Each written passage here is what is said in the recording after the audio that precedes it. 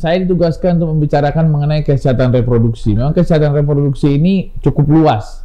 Jadi ini spesifik saya lebih fokuskan ke kesehatan reproduksi wanita karena bidang saya adalah memang di reproduksi wanita. Ya, terus kami slide. Apa sih itu kesehatan reproduksi?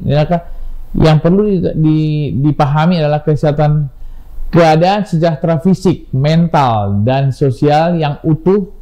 Dan bukan hanya tidak adanya penyakit. Kadang-kadang kita berpikir, oh iya penyakit, baru kemudian dikatakan ini nggak sehat. Jadi yang pasti adalah yang perlu digarisbawahi kesehatan fisik, mental, dan sosial, dan yang utuh, dan bukan hanya tidak adanya penyakit atau kelemahan dalam segala hal yang berhubungan dengan apa? Sistem reproduksinya dan tentu fungsinya.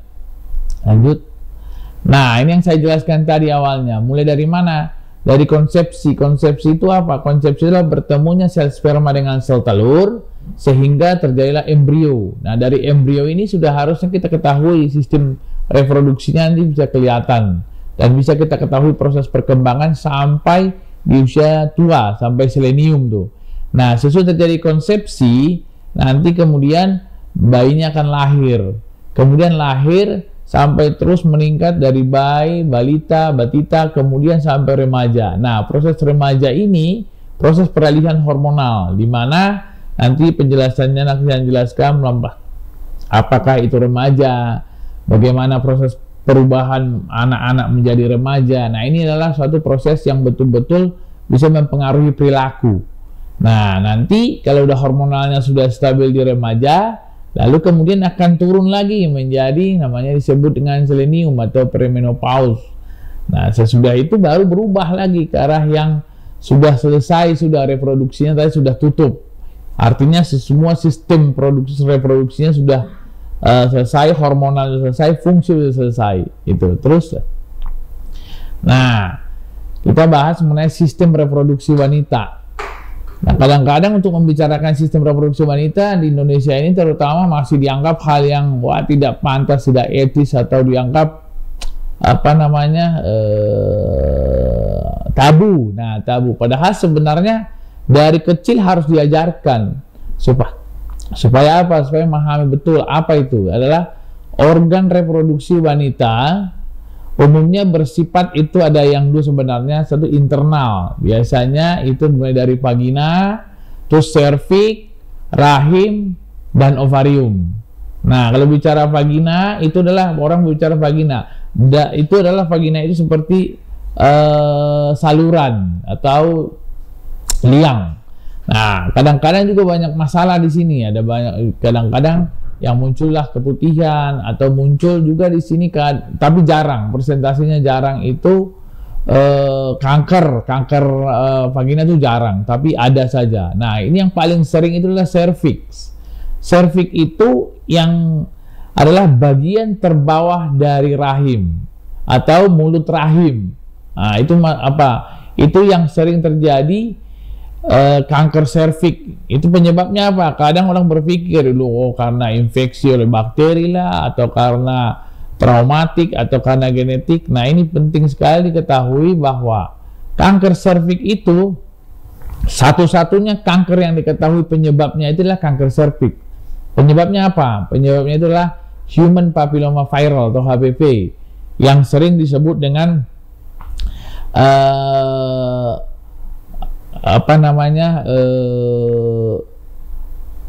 istilahnya itu orang awam mengatakan kalau sudah berhubungan dia berdarah. Nah, di situ di bibir bawah terbawah daripada rahim itu infeksi daripada kanker itu, infeksi daripada HPV itu yang mempunyai durasi yang cukup lama mengakibatkan dia akan terjadi perubahan sel. Nah, perubahan sel ini terjadi karena apa? Karena yang dihasilkan oleh virus itu namanya virogen yang merubah daripada pembelahan sel menjadi sel-sel ganas. Nah, itu yang paling penting karena persentase kematian nomor 2 terbanyak itu di Indonesia adalah kanker serviks. Nah, kalau bicara naik lagi ke dalam yang disebut dengan itu endometrium, di dalam rahim itu tempat menempelnya si embrio itu namanya endometrium. Nah, kalau endometrium itu menebal terus, ada di dalamnya adalah perubahan sel disebut dengan sel atipik. Nah, itu juga dapat dikatakan sebagai kanker endometrium. Tetapi ini uniknya apa? Uniknya ini oleh karena di usia-usia yang sudah terjadi menopause tapi terjadi penebalan dinding yang dapat ditemukan sel atipik juga mengakibatkan kanker. Kemudian ovarium. Nah, di ovarium kenapa bisa terjadi kanker di situ? Karena di dalam ovarium itu setiap bulan harus terjadi ovulasi. Ovulasi itu apa sih? Ovulasi adalah pecahnya suatu folikel yang menghasilkan sel telur. Nanti kalau dia ada sperma ya tentu dibuahi. Nah, kalau misalkan dia di ovarium ini folikelnya nggak pecah terus berkembang dan hiperstimulasi daripada indung telur akan mengakibatkan daripada kanker ovarium. Atau oleh karena pengaruh radikal bebas, atau oleh karena memang ada genetiknya. Nah, itu dari situ bisa. Terus kemudian slide. Nah, ini saya bahas sistem reproduksi pria, saya bahas sedikit. Organ reproduksi pria itu terdiri dari eksternal dan eksternal. Nah, kalau kita bicara tentang dari garis ini, dari slide ini kita lihat bahwa testis itu diproduksi di sperma itu diproduksi di testis. Nah, di bawah saluran di sini namanya ductus epididymis untuk penyimpanan dan mendapatkan nutrisi. Itu mengakibatkan dia untuk bagaimana memproduksi daripada sperma yang berkualitas. Nah, sperma dapat bertahan hidup kalau sudah bisa berhubungan, bertahan hidup kira-kira itu sampai 48 sampai 72 jam sesudah terjadi tumpahan di dalam vagina atau saluran daripada reproduksi wanita. Nah, hal apa yang biasanya yang dinilai? Bagaimana sih kemampuan si sperma itu untuk menghampiri daripada sel telur? Nah, itu adalah dari bagaimana jumlahnya, bagaimana pergerakannya atau motilitasnya, atau bagaimana morfologinya. Dari semua penilaian itu maka dapat diambil kesimpulannya bahwa ternyata dari gerakannya ada sperma itu 2 macam gerakan. Ada yang bergerak lurus, ada yang bergerak hanya di tempat. Nah, kadang-kadang yang perlu diperhatikan pada pria itu paling penting adalah bagaimana menjaga kualitas daripada sperma itu. Satu, misalkan, maka Tuhan menciptakan skrotum itu nggak nempel dekat dengan tubuh karena suhunya lebih rendah dari tubuh yang sebenarnya. Jadi disarankan satu ya jangan dia terlalu memakai celana ketat. Ini sederhana. Supaya nggak nempel dengan tubuh. Kalau dia nempel dengan tubuh terus, dia akan rusak pabriknya, yang testis itu akan rusak, maka sperma yang dihasilkan tentu bakal menjadi makin jelek. Kedua, paling penting, zaman sekarang ini adalah zaman yang era digital. Semua orang sudah punya handphone. Nah, kadang-kadang lupa, handphone itu selalu dikantongin dekat dengan testis. Nah, itu juga merusak daripada proses pembentukan daripada sperma, sehingga merusak kualitas daripada sperma. Terus yang berikutnya, nah ini kadang-kadang laki-laki itu suka berendam air hangat atau sauna. Itu juga nggak boleh. Kenapa? Yaitu Tuhan menciptakan itu, kalau logika orang awam itu kan skrotum itu dibuat seperti kulit berkeriput. Nah, itu tujuannya ada. Tujuannya apa? Mana kalau dia kena udara juga udaranya nggak terlalu dingin, nggak terlalu panas. Lanjut slide-nya. Nah, kita lihat tadi saya bahas sedikit mengenai pubertas tadi kan. Definisinya apa sih? Periode di awal masa remaja yang ditandai dengan perubahan fisik yang pesat dan kematangan daripada seksual. Nah, ini penting. Pentingnya apa? Perubahan hormonal. Hormonnya berubah sehingga bentuk tubuhnya berubah. Itu dulu yang penting. Kalau tandanya apa tadi? Yaitu tadi perubahan daripada bentuk tubuh atau seksual maturasi, matang. Matangnya itu tanda-tandanya seperti pertumbuhan daripada rambut di daerah ketiak, terus daerah pubis. Kalau laki-laki itu pertumbuhan kumis. Nah itu ya. Dan juga kalau perempuan pertumbuhan buah dada gitu ya. Lanjut slide. Nah, perkembangan fisik pria dan wanita bagaimana? Pertumbuhan otot dan tulang lebih cepat pada laki-laki. Nah ini karena didominasi oleh otot dan tulang pada laki-laki itu lebih. Tapi kalau perempuan itu lemak. Jadi lemak itu perempuan makannya. Kenapa? Hormon hormon estrogen pada perempuan itu lebih tinggi. Kenapa? Karena kadang-kadang lemaknya itu juga menyimpan daripada estrogen. Nah, perubahan proporsi dan bentuk tubuh pada wanita dan laki-laki itu mencapai puncak itu kira-kira usia 18 sampai 21 tahun. Dapat kita lihat itu pada pria bahunya itu lebih lebar dan lebih lebar, kaki lebih panjang, lengan relatif lebih panjang. Kemudian kalau wanita, nah ini kadang pinggul lebih lebar. Kadang-kadang dilihat pinggul lebih lebar. Kenapa? Itu Tuhan tujuannya apa sih kok bisa pinggul lebih lebar? Karena memang di wanita itu, wanita yang sesungguhnya yang sempurna adalah wanita yang memang yang dapat nanti untuk mendapatkan hamil. Sehingga pinggulnya diharapkan lebar untuk nanti dapat proses kehamilan. Kenapa? Karena banyak lemak juga di bawah kulitnya. Lanjut terus. Kematangan seksual, ciri-ciri primernya apa sih? Nah, pertama kalau pada wanita itu adalah menstruasi yang disebut, kalau menstruasi pertama disebut menarche. Kadang-kadang pada usia, ada yang usia kira-kira itu 10 sampai 12 tahun. Ada mungkin kelas 6 SD atau kelas 1 SMP. Nah, itu disebut dengan menarche.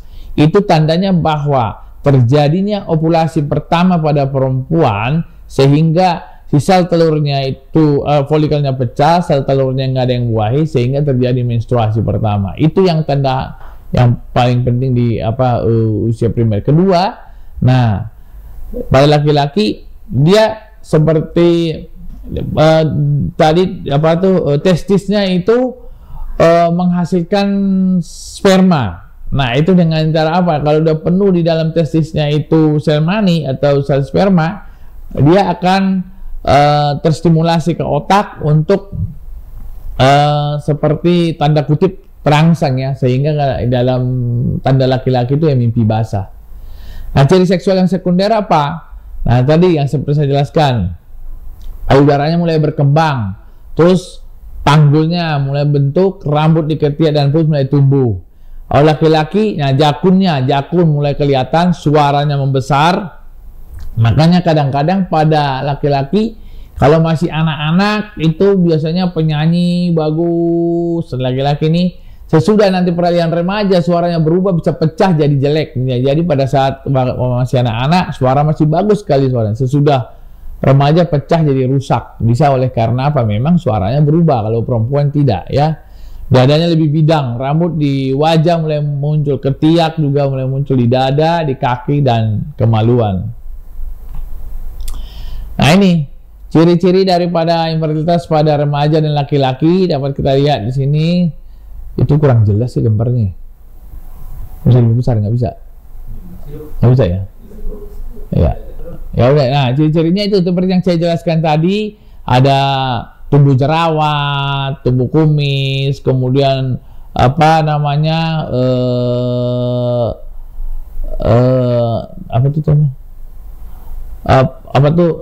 jakun, mulai tumbuh dari yang saya terangin tadi. Kalau pada wanita itu jelas ya, lihat tumbuh jerawat bisa juga, kemudian tumbuhan rambut di ketiak dan bulus, dan kemudian yang paling penting perubahan bentuk tubuh. Lanjut. Nah, kalau kita melihat menjaga kebersihan daripada organ reproduksi, bagaimana sih menjaganya? Kadang-kadang kita menjaganya juga salah. Nah, ini kita lihat, mengenali dulu. Jadi, kalau pada wanita itu sebaiknya memang itu minimal mengganti celana dalam itu 2 kali dalam sehari, sebaiknya. Tapi kadangkala dari pagi sampai malam hanya 1 kali. Padahal sebenarnya itu harus dibutuhkan sirkulasi udara yang lebih baik. Kemudian ketika menstruasi wanita bagaimana ya? Memang jauh lebih baik setiap 4 jam diganti. Kalau memang dia zaman sekarang banyak memakai itu pembalut yang berbagai macam rasa segala macam itu saya nggak anjurkan. Jauh lebih dianjurkan itu adalah pembalut yang sederhana dan tidak perlu dengan berbagai macam aroma segala macam, karena tidak diperlukan. Itu akan merusak kuman. Yang perlu dipahami adalah di vagina itu harus ada kuman. Kuman apa? Kuman yang baik. Nah, kuman yang baik itu apa? Seperti lactobacillus itu harus ada. Nah, kadang-kadang di situ. Kemudian sangat sering juga seorang wanita membersihkan over. Nah, membersihkan over sehingga kuman-kuman yang baik jadi mati. Yang timbul adalah nanti kalau vaginanya terlalu bersih, jamurnya yang muncul. Kalau jamurnya yang muncul, efeknya yaitu terjadi infeksi pada dinding vagina sehingga terjadi iritasi dan juga gatal yang hebat. Nah, yang paling takutkan apa? Kalau ada infeksi viral. Nah, kalau ada infeksi viral ini tadi yang saya bilang ujung-ujungnya ke kanker serviks. Lanjut. Masalahnya apa sih ketan reproduksi? Nah, ini masalahnya apa? Gangguan haid, infeksi menular seksual tadi atau PMS, atau infertilitas. Kalau yang terakhir, kalau kita bicara ada lagi satu yaitu sebenarnya cancer. Tapi cancer ini ada tentu penyebabnya nanti dapat kita ketahui sebelum terjadi cancer, bisa kita tahu. Kenapa? Dengan melakukan pemeriksaan pre-cancer.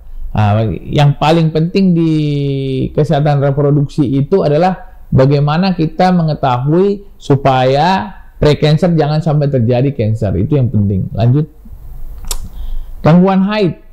Gangguan haid apa sih? Gangguan haid adalah kelainan dalam banyaknya. Ada karena bisa gangguan haid itu haidnya terlalu banyak, bisa karena siklusnya yang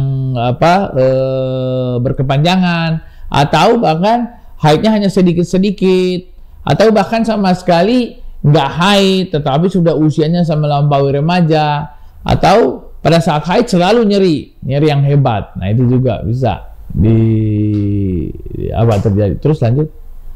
Nah, menstruasi yang normal itu apa sih? Menstruasi yang normal itu sebenarnya adalah menstruasi antara yang paling siklusnya terjadi antara 21 sampai 35 hari.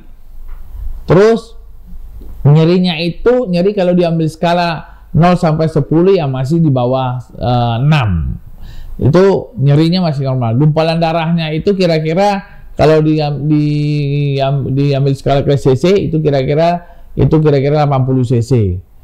Nah, jadi kemudian bisa mengganti pembalut sampai 4 kali sehari yang saya jelaskan tadi, atau 4 sampai 6 jam sekali. Tergantung jumlah darah yang ditampung oleh pembalut tersebut. Terus rutin mens setiap bulan. Nah, itu kalau ini mens yang normal. Jadi yang penting siklusnya dulu setiap bulan sekali dapat. Nyerinya itu nyeri yang memang bisa toleransi skala nyeri kalau masih 5. Kemudian gumpalan darahnya itu yang keluar sedikit dan kecil-kecil itu masih oke. Tapi kalau sampai sudah mengganggu daripada mengganggu sampai berhubungan dengan hemoglobinnya atau sampai dengan anemia, berarti ada sesuatu yang harus dicari penyebabnya. Lanjut. Nah, kita bicara mengenai infeksi. Infeksi ini paling penting adalah infeksi bakteri, chlamydia, dan sifilis. Dari mana sih infeksi bakteri ini? Dari infeksi bakteri itu, ini gonore ini adalah infeksi oleh karena gonta-ganti pasangan. Demikian juga chlamydia dan sifilis. Nah, berhubungan dengan infeksi virus juga oleh karena kita sering melakukan HIV dan herpes simplex. Nah, yang penting dibahas di sini utamanya lah HPV. Ternyata infeksi human papilloma viral itu di Indonesia adalah tipe yang paling tinggi, itu tuh tipe yang 16 sama 18. Dan yang low risk itu yang 6 sama 11. Inilah 4 tipe ini yang paling banyak di Indonesia penyebab kanker serviks. Nah, makanya yang Indonesia masih kita dapatkan yang disebut dengan vaksin itu yang punya 4 strain. Kalau luar negeri sudah dipakai tuh yang yang 9 strain. Artinya apa? Nah, di luar kalau kita udah dilakukan vaksinasi HPV, berarti yang 4 strain itu seperti tipe strain yang 16, 18, kemudian 6 sama 11 itu Nah, itu Anda kalau terinfeksi dengan adanya vaksin, ya tentu dia tidak akan mengakibatkan terjadinya lagi kanker serviks. Tetapi kalau di luar itu, apakah masih bisa? Kemungkinan untuk mencegah terjadinya kanker kecil, tetapi tetap akan dilakukan pemeriksaan yang rutin yang dilakukan dengan pap smear. Kenapa pap smear? Pap smear itu apa? Pencegahan daripada sekunder terjadinya kanker serviks. Dengan demikian, kalau kita mengetahui kanker serviks di pre-kanker dengan pap smear, berarti kita dapat mencegah untuk tindakan lebih lanjut. Kemudian infeksi jamur, kandidiasis. Nah, ini kadang-kadang kalau terlalu bersih vaginanya dengan cara pencucian, ada kadang tuh dengan betadine absolut atau dengan berbagai macam pembersihan vagina yang terlalu bersih, jamur yang muncul. Kalau jamurnya yang muncul, ya kuman-kuman yang baik seperti lactobacillus sudah tidak ada lagi dalam vagina, sehingga vaginanya ya jamurnya yang muncul. Kerusakannya biasanya kalau jamur bisa dilakukan terapi dengan mudah. Tapi kalau yang berbahaya adalah bagaimana dengan infeksi-infeksi yang lain. Yang paling bahaya kalau dilihat adalah infeksi virus. Kalau bakteri masih ada. Nah, hal yang paling penting kalau dia terjadi infeksi pada bakteri pada alat kelamin sekunder pada wanita, kalau dia naik sampai ke alat kelamin sekunder sampai tuba, bahkan sampai ovarium, nah itu yang sulit untuk dilakukan tindakan untuk mendapatkan kehasilan kehamilan. Dan juga infeksi yang sampai ke seluruh alat seksual, nah itu yang berbahaya. Apa nantinya sangat sulit kita untuk mendapatkan keturunan. Kenapa? Karena kerusakan daripada saluran tuba, ovarium, bahkan sampai kerusakan di endometrium, itu hal yang paling sulit untuk dilakukan penanganan lebih lanjut kalau terjadi infeksi yang sudah kronis. Lanjut. Nah, hygiene yang paling penting untuk melihat apa? Hygiene-nya adalah bagaimana cara kita untuk membersihkan atau melakukan hygiene yang benar. Itu satu, paling sederhana kadangkala apa? Bagaimana cara cebok yang benar? Cara cebok yang benar sebenarnya adalah bagaimana kita melakukan arah dari depan ke arah anus. Kadang-kadang kalau terjadi infeksi seperti diare yang hebat, jarang tuh menjaga hygiene, maka infeksinya, kotoran akan atau feses akan masuk ke dalam vagina. Di situ akan terjadi infeksi E. coli. Nah, E. coli itu akan naik terus sampai ke endometrium. Endometrium itu tadi yang jelaskan tadi adalah tempat menempelnya embrio. Kalau sudah itu terjadi infeksi di situ dan naik lagi sampai ke tuba, kemudian tubanya tertutup dua-duanya, kemudian naik lagi sampai ke ovarium, maka semua akan terjadi infeksi di situ. Oleh karena kita tidak bisa menjaga hygiene daripada vagina, maka hal itu akan merusak seluruh komponen daripada alat seks sekunder kita, maka keturunan untuk atau mendapatkan suatu kehamilan tidak akan mungkin suatu didapatkan. Mau program bayi tabung, mau program yang apapun agak sulit kalau sudah semua terinfeksi. Itu yang kadang-kadang disebut dengan keputihan yang tidak pernah berhenti sepanjang masa. Walaupun dikasih obat, diberikan apa, terapi apa, ternyata lihat semuanya sudah terjadi infeksi yang begitu hebat sehingga ya sulit untuk melakukan penanganannya. Lanjut. Nah, cegahnya gimana? Ya itu dengan itu, lihat setia. Kita harus menjaga betul bagaimana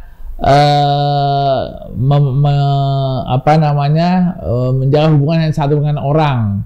Terus setia, kalau berhubungan dengan pasangan pakailah kondom, tapi ini nggak menjamin. Terakhir, kondom dipakai juga bisa tembus oleh si virus, terutama virus HPV maupun virus HIV. Ya, jangan minum alkohol. Kemudian ya teredukasi. Bagaimana cara mengedukasinya? Mulai dari anak-anak sampai nanti remaja, sampai juga nanti dewasa, bahkan sampai selenium, harus terus diedukasi bagaimana proses perubahan daripada seksual sekunder ini. Karena apa? Semua akan berubah sesuai dengan umur. Itu. Lanjut. Nah, tadi adalah yang terjadi lagi apa? Infertilitas apa? Suatu kondisi di mana pasangan suami istri belum mampu memiliki anak walaupun telah melakukan hubungan seksual sebanyak 2-3 kali seminggu dan kurun waktu 1 tahun. Artinya apa? Melakukan hubungan seksual selama 1 tahun dengan teratur. Teraturnya 2-3 kali dalam 1 minggu. Tapi nggak punya anak juga, nggak punya. Kenapa? Tadi karena ada mungkin di penyumbatan di tuba, atau mungkin ada infeksi di endometrium, atau memang betul ovariumnya tidak lagi menghasilkan sel telur, atau ada infeksi yang hebat. Nah, itu yang mengakibatkan masalah yang terjadi pada seksual sekunder. Terus lanjut. Nah, penyebab sulit hamil seperti yang saya jelaskan tadi ya. Terus dari faktornya ada 2. Tentu hamil itu adalah suatu kerjasama antara 2 insan, laki dan perempuan. Tidak mungkin bisa hamil tanpa 2 itu. Satu, yang pertama kita lihat dari sperma. Tadi bagaimana spermanya? Harus dianalisa dulu spermanya. Bagaimana motilitinya, bagaimana jumlahnya, bagaimana dengan morfologinya. 3 ini cukup. Kemudian dari situ oh ternyata di sperma ini tidak, misalnya jumlah tidak ditemukan. Kadang-kala laki-laki Indonesia sangat egois, selalu menjadi wanita yang jadi korban. Pertama selalu tuh si istrinya dulu yang harus diperiksa baru dia. Ternyata istri bagus diperiksa nggak ada sperma. Nah, kadang-kadang apa yang terjadi? Tadi habit yang jelek itu. Habitnya apa tadi? Ya sering sauna, sering pakai celana ketat, baru kemudian sering kantongin handphone. Antara bisa terjadi azoospermia. Artinya itu azoospermia adalah sperma tidak ada sama sekali. Tapi definisinya apa? Kalau dia udah rusak di testisnya, maka ya pabriknya rusak, hasilnya pun tidak akan mungkin. Tapi ada yang kasus begini, pabriknya bagus tapi keluar nggak bisa. Berarti apa masalahnya? Salurannya terjadi infeksi atau mungkin terjadi varikokel, atau yang disebut dengan salurannya yang kesumbat oleh karena ada pembuluh-pembuluh darah yang menjepit di sana. Kemudian dari faktor wanita ada tadi yang saya jelaskan tadi, ada faktor ovarium, atau faktor apakah tubanya tertutup, atau memang ovarium bermasalah, atau faktor-faktor daripada endometrium. Nah, dari situ kita lihat, atau faktor hormonal. Jadi banyak hal yang harus dijelaskan di situ. Lanjut. Nah, jadi intinya adalah menurut saya bagaimana kita memahami dulu inti daripada alat seks sekunder ini dari awal sampai nanti di ujungnya di namanya menopause. Kalau sudah terjadi kita pahami betul mengenai itu, nanti kita akan tahu bagaimana proses menjaganya, kira-kira infeksinya apa yang kita lakukan, sehingga jangan sampai terjadi hasil endingnya nanti nggak bisa punya anak oleh karena kecerobohan kita di awal. Saya kira itu untuk sementara pahami. Kalau ada yang mau tanya silakan. Ya dokter, kita buka 3 pertanyaan buat teman-teman semua. Kira-kira kita terbatas waktu ya dokter. Jadi teman-teman sekarang sistematisnya kita akan buka 3 pertanyaan. Akan open mic juga nanti, tapi persetujuan dari kita panitia pencet ada tombol raise hand. Kemudian nanti kita akan pilih siapa yang kita ingin untuk bertanya. Silakan. Jika ada pertanyaan.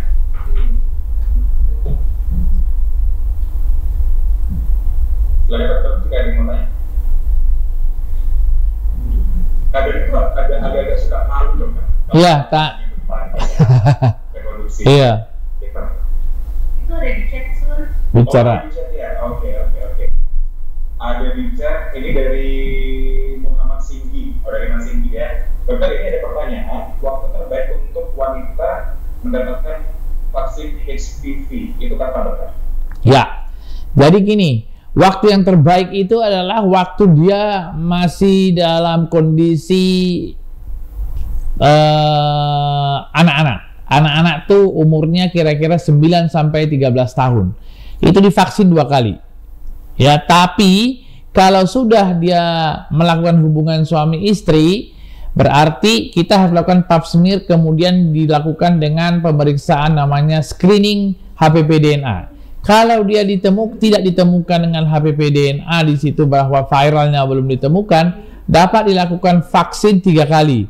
026. Artinya 026 tuh divaksin itu di bulan ini, 2 bulan kemudian, 4 bulan kemudian. Sehingga efektif untuk pencegahan viral itu selama 10 tahun. Kalau anak-anak tadi cukup dengan 2 kali. Nah, jadi cukup 2 kali tanpa harus melakukan dengan pap smear. Tentu kenapa? Karena dia masih perawan atau belum pernah melakukan hubungan seksual. Jadi itu yang paling penting dipahami. Kadang-kadang kalau kita sudah betul-betul di awal di anak-anak 9 sampai dengan 13 tahun itu kita vaksin, udah aman tuh sampai umur kira-kira 23 tahun. Artinya dia sudah tidak akan mungkin mendapatkan infeksi viral di situ. Itu yang penting ya. Jadi umur 9 paling tepat 9 sampai 13 tahun. Saya kira itu program pemerintah ada kok itu. Sudah jelas ya dokter ya? Ya. Oke, terima kasih. Ini untuk yang di chat sudah ada Mas Muhammad Hendra. Ya. Boleh langsung di open mic aja Mas. Di-unmute aja, langsung diajukan pertanyaannya ke dokter Rudy. Apa? Silakan. Makanya sebenarnya sebagai awam kita melihat terkait sperma kita itu baik atau tidak itu ada ciri-ciri khususnya untuk awam dapat melihat, ataukah memang kita harus melakukan pemeriksaan ke dokter spesialis? Dan sebagai awam sih saya bingung nih kalau misalkan mau melakukan pemeriksaan itu untuk pemeriksaan itu ke dokter spesialis apa ya? Oke. Jadi orang awam untuk mengetahui baik atau tidak baiknya suatu spermanya itu tentu tidak bisa. Kenapa? Karena pemeriksaan sperma itu harus di pembesaran minimum 400 kali. Yang dilihat itu kadang-kadang orang, dok, sperma suami saya ini terlalu encer, terlalu itu nggak masuk ke kriteria ya. Karena yang dilihat itu hanya semen. Sementara yang dianalisa adalah sperma. Nah, jadi kalau dikatakan orang awam kemana saya harus pergi? Memang itu perginya adalah ke dokter kandungan untuk analisa sperma. Itu penting. Kenapa? Karena kalau mau mengetahui bagaimana bentuknya, bagaimana morfologinya, atau bagaimana jumlahnya, bagaimana gerakannya, itu harus dengan pemeriksaan pembesaran 400 kali minimum di bawah mikroskop, sehingga nanti bisa dianalisa, oh ini bagus atau tidak. Jadi hanya mitos ya, orang mengatakan spermanya encer atau apa, itu hanya mitos. Tidak bisa dilakukan suatu analisa sperma dengan cara melihat dengan mata telanjang. Kira gitu. Harus bisa lebih lanjut. Ya. Untuk Oke, gimana Mas Hendra ya tadi ya? Oke, termasuk Sudah jawab ya? Jawab. Oke. Dokter, masih ada beberapa pertanyaan nih, dokter? Ya, silakan. Satu lagi ya. Ya. Ini ada dari Andi Wiko. Kata gini, dok, kalau waktu terbaik sperma reproduksi dan makanan, maksudnya apa ya? Waktu terbaik sperma untuk mungkin bereproduksi ya dokter, dan makanan apa yang bisa menunjang untuk sperma itu dikatakan baik gitu dokter? Apakah ada asupan-asupan gizi-gizi tertentu dokter? Oke. Bisa bikin istilahnya sperma lebih sehat gitu pada dokter. Oke. Nah, seperti yang saya jelaskan tadi, untuk memperbaiki sperma itu banyak hal yang perlu kita lakukan. Pertama adalah tadi, jangan melakukan seperti ya, jangan minum alkohol, jangan merokok, jangan mengantongi handphone yang punya radiasi. Hal itu dicegah, kemudian cukup istirahat. Apa yang memakan dari asupan makanan? Asupan makanan yang penting adalah antioksidan, kemudian sayur-sayuran, buah-buahan, tentu protein. Nah, makanan-makanan ini dapat dikonsumsi kalau kita konsumsi ini rutin secara baik.